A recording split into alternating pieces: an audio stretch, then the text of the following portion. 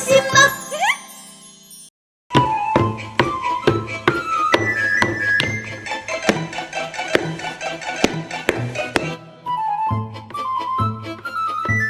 Смотрите, как здорово танцуют башмачки. Игра называется «Веселые башмачки». Нужно взять обувь и надеть ее на ручки. Это будут наши веселые ножки, которые будут танцевать. Встаньте с ребенком на корточки и устройте веселый танец башмачков.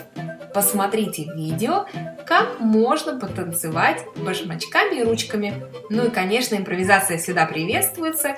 Сделайте свой танец. Задача этой игры активно подвигаться, послушать великолепную музыку и также почувствовать ритм. Хорошей вам игры!